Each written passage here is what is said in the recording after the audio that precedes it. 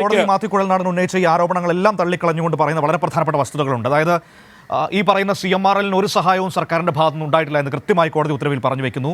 നേരത്തെ കുഴൽനാടൻ ഈ ആരോപണങ്ങൾ ഉന്നയിച്ചപ്പോഴൊക്കെ മന്ത്രി പി രാജീവ് കൃത്യമായി അതിന് മറുപടി പറഞ്ഞിട്ടുണ്ടായിരുന്നു. ഇതൊന്നും കുഴൽനാടൻ പറയുന്ന ഒന്നും വസ്തുതയല്ല എന്ന് കൃത്യമായി പറഞ്ഞതാണ്. പക്ഷേ പിന്നെ ഓരോ ദിവസവും കുഴൽനാടൻ ഓരോ A4 ഷീറ്റ് പേപ്പറുകളുമായി വന്ന് ഇതാ എൻ്റെ കയ്യിൽ തെളിവുകളുണ്ട് എന്ന് പറഞ്ഞ് മുഖ്യമന്ത്രിക്കെതിരെയും മകൾക്കെതിരെയും ആക്ഷേപങ്ങൾ ഉന്നയിക്കുന്നു. നമ്മളിവിടെ മനസ്സിലാക്കേണ്ടത് തെരഞ്ഞെടുപ്പിൻ്റെയൊക്കെ സമയത്ത് മുഖ്യമന്ത്രിയെ ഒരു പുകമറയിൽ നിർത്താനുള്ള വലിയ ഗൂഢശ്രമമാണ് ഉണ്ടായത്.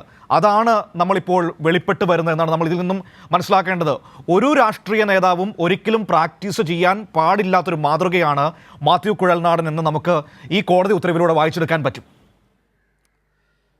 മനു, തീർച്ചയായും അതുതന്നെയാണ്. ഓരോ ആരോപണം ഉന്നയിക്കുകയും പുകമറ സൃഷ്ടിക്കുകയും ചെയ്തുകൊണ്ട് തന്നെയായിരുന്നു മാത്യു കുഴൽനാടൻ ആദ്യഘട്ടങ്ങളിൽ മുതൽ ഈ വിഷയത്തിൽ മുന്നോട്ട് വന്നുകൊണ്ടിരുന്നത്. ഓരോ ഘട്ടത്തിലും മാത്യു കുഴൽനാടൻ ഉന്നയിച്ച വാദങ്ങൾ ഒക്കെ തകർന്നു വീഴുന്ന കാഴ്ച തന്നെ കണ്ടുകൊണ്ടിരുന്നു. പല റിപ്പോർട്ടുകളും ഔദ്യോഗികമായ രേഖകൾ ഉൾപ്പെടെ മാത്യു കുഴൽനാടൻ്റെ ആരോപണം പൂർണ്ണമായും പൊളിക്കുന്നതായിരുന്നു.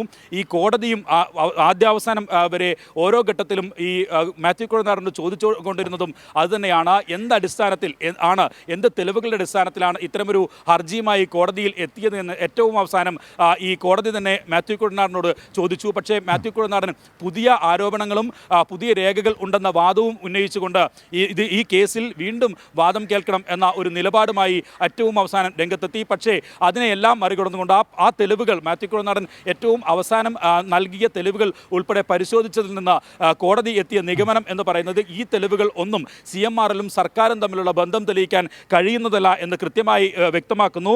ഒരു തരത്തിലും സർക്കാർ നിയമവിരുദ്ധമായി CMRലിന് ഒരു കാര്യവും ചെയ്തു നൽകിയിട്ടില്ല എന്നും വ്യക്തമാക്കുന്നു. പിന്നെ എങ്ങനെയാണ് മുഖ്യമന്ത്രിക്കും മകൾക്കും ഈ കൂടുതൽ സാമ്പത്തിക ലാഭം ഉണ്ടാക്കുന്ന രീതിയിൽ എങ്ങനെയാണ് CMRL അത്തരം സാമ്പത്തികം നൽകുന്നത് എന്ന ചോദ്യമാണ് സ്വാഭാവികമായും ഉയരുന്നത്. എന്തായാലും CMRലുമായി സർക്കാർ ഒരു വിട്ടുവീഴ്ചയ്ക്കും തയ്യാറായിട്ടില്ല.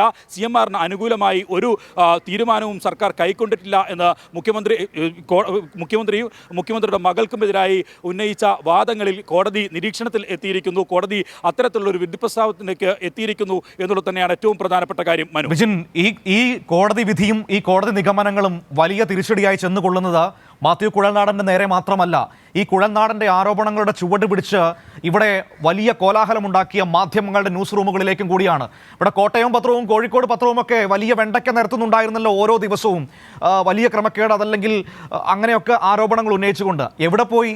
അപ്പോൾ തെളിവുകളില്ലാതെ മനുഷ്യർക്കെതിരെ നേതാക്കൾക്കെതിരെ വാർത്തകൾ സൃഷ്ടിക്കുന്ന, ആരോപണങ്ങൾ ഉന്നയിക്കുന്ന മാധ്യമങ്ങൾക്ക് കൂടിയുള്ള മറുപടിയാണ് ഈ കോടതി വിധി. ഇനിയെങ്കിലും പഠിക്കേണ്ടിയിരിക്കുന്നു നമ്മുടെ മാധ്യമ പ്രവർത്തകരും മാധ്യമ ലോകവും. മനു, തീർച്ചയായും ഇത്തരത്തിൽ ഒരു വാദവും അതുപോലെ തന്നെ ഒരു ഹർജിയുമായി രംഗത്തെത്തിയ സാഹചര്യത്തിൽ, മാത്യു കുഴൽനാടൻ രംഗത്തെത്തിയ സാഹചര്യത്തിൽ എല്ലാം ഇതിനെ കൂട്ടുപിടിച്ച് വലിയ തരത്തിലുള്ള വിവാദം ഉണ്ടാക്കാൻ തന്നെയായിരുന്നു മാധ്യമങ്ങളും ശ്രമിച്ചുകൊണ്ടിരുന്നത്. അതിനൊരു ഓമനപ്പേര് മാസപ്പടി എന്നിടുകയും ചെയ്തു. ഇതെല്ലാം പൂർണ്ണമായും തള്ളിക്കളയുന്നതായിരുന്നു കോടതി വിധി. ഈ മാധ്യമങ്ങൾ കൂടി ഏറ്റ തിരിച്ചടിയായി ഒരുപക്ഷെ ഈ വിധിയെ കാണാൻ കഴിയും. കാരണം പല തരത്തിലുള്ള അന്വേഷണങ്ങൾ നടത്തിക്കൊണ്ട് ഏതെങ്കിലും തരത്തിൽ ഈ CMRലുമായി മുഖ്യമന്ത്രിയെ കണക്ട് ചെയ്യാൻ കഴിയുമോ എന്ന അന്വേഷണമൊക്കെ നടത്തി ഓരോ ദിവസവും വാർത്ത ചമക്കുകയും ചെയ്തു. എന്തായാലും ഇപ്പോൾ നിലവിൽ മാത്യു കുഴൽനാടൻ ലഭിച്ചിരിക്കുന്ന തിരിച്ചടി അത് ചെറുതല്ല. കൃത്യമായി ഈ കാര്യത്തിൽ കോടതി ഓരോ നിരീക്ഷണവും നടത്തിയിരിക്കുന്നു. ആദ്യം മുതൽ മാത്യു കുഴൽനാടൻ കോടതിയിൽ നൽകിയ ഓരോ രേഖകളും അതൊന്നും ഈ CMRലുമായി സർക്കാരിൻ്റെ ബന്ധം തെളിയിക്കാൻ പ്രാപ്തമല്ല എന്ന് വ്യക്തമാക്കുന്നു. ഒപ്പം തന്നെ സർക്കാർ ഈ CMRL കമ്പനിയുമായി ഒരു കരാറിലും ഒപ്പിട്ടിട്ടില്ല എന്നുള്ള കാര്യവും കോടതി വ്യക്തമാക്കുകയാണ്. മനു, ശരി.